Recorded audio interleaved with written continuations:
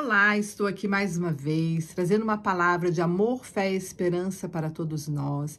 Hoje eu quero compartilhar um texto que está lá no livro de Apocalipse, Apocalipse capítulo 2, que é quando o Senhor Jesus, ele envia cartas para suas igrejas.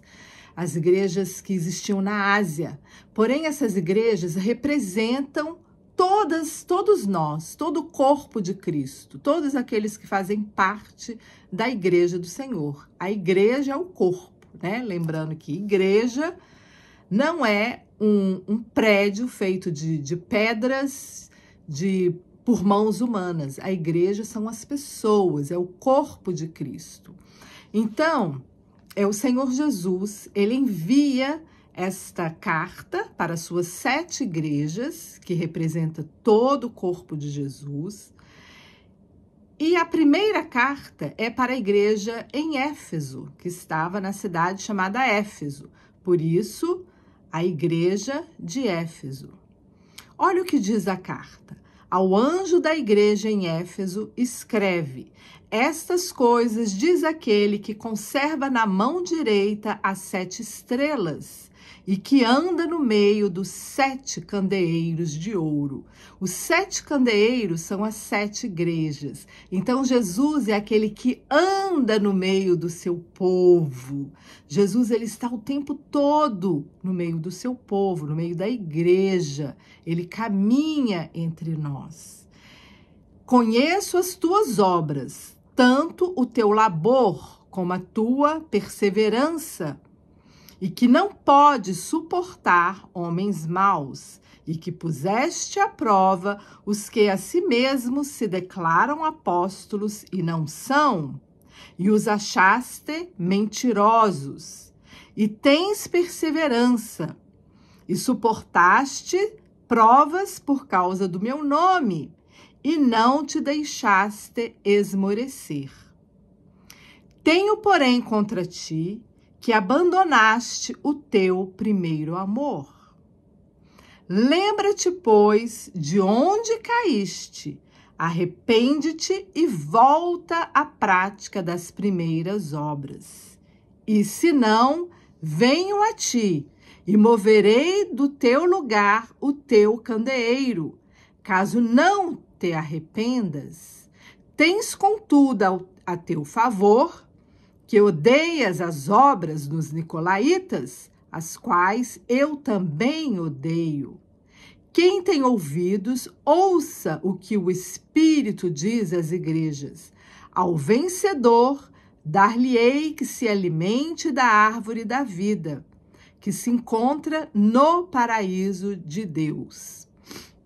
Então, vamos comentar aqui o que o texto diz. Então, essa igreja de Éfeso era uma igreja que praticava boas obras, né? O Senhor começa a carta falando: conheço as tuas obras, tanto o teu labor, o teu trabalho, né? Como a sua perseverança. Então, era uma igreja perseverante, era uma igreja que tinha obras, que trabalhava e não suportava homens maus. Que inclusive não aceitava falsos apóstolos, colocou esses apóstolos à prova e os achou mentirosos. E fala que era uma igreja perseverante, que suportou provas por amor ao nome de Jesus e que não esmoreceu, que não perdeu a fé. E que, inclusive, né, ele fala que tenho a teu favor que odeias as obras dos nicolaítas. Essa expressão, obras dos nicolaítas, está ligada a um homem chamado Nicolau de Antioquia. Esse homem, ele foi membro da Igreja de Cristo, porém esse homem, ele caiu, né? Ele caiu em pecado, porque ele considerou a graça como uma super graça, né? Ele passou a ensinar, né? Ele criou uma filosofia, uma nova teologia, que ele ensinava que o pecado do corpo era algo pequeno, era algo que eles não precisavam, que os cristãos não precisavam se preocupar.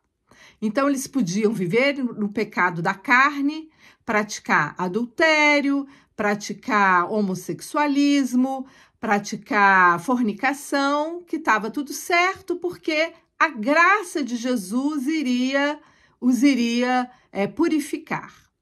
Só que, veja bem, isso aí foi uma falsa doutrina. Tanto que Jesus fala aqui que ele odeia essa prática dos nicolaítas.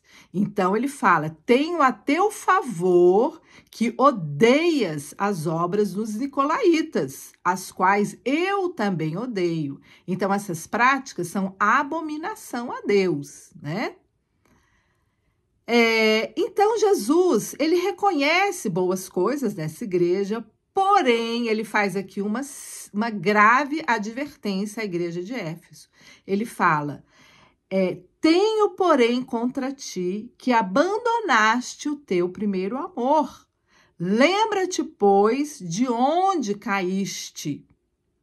Então, o que significa isso, abandonar o primeiro amor? Se era uma igreja que praticava obras, que era perseverante, que odiava os homens maus, não tolerava falsos profetas, falsos apóstolos, não tolerava mentira, não odiava as obras dos nicolaítas, mas faltou o essencial, o amor. Que primeiro amor é esse?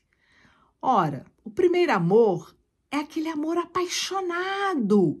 É quando você se apaixona por alguém, um rapaz se apaixona por uma moça se apaixona por um rapaz, né? Aquela paixão, você quer o tempo todo estar com aquela pessoa, você gosta da presença da pessoa, você não se cansa de estar com aquela pessoa, quer fazer de tudo para agradar, tá sempre com uma cara boa, feliz, né? É a paixão, é o primeiro amor. Então, Jesus, ele fala que nós temos que viver esta paixão por ele, todos os dias. E não só no momento, nos primeiros meses ou nos primeiros anos da vida com Jesus, mas todos os dias nós temos que alimentar esta paixão por ele. E se nós temos essa paixão por Jesus, é automático que nós vamos ter também esse amor semelhante ao nosso próximo, né? Devemos amar o nosso próximo com esse amor, com essa paixão. Então, essa igreja de Éfeso tinha perdido esse amor, essa paixão. Então, a vida cristã, né, cheia aqui de obras, de afazeres, de preocupações com aquilo que é certo, com o que é errado, em viver uma vida santa, mas estava faltando o essencial, que era o amor genuíno a Jesus, ao nosso Senhor. Então, toda essa prática religiosa, sem o amor a Jesus, ela se torna morta, ela se torna oca. É como o sino que ressoa, mas por dentro o sino é oco. Então, esse amor genuíno, verdadeiro, ele tem que ser vivo em nós todos os dias.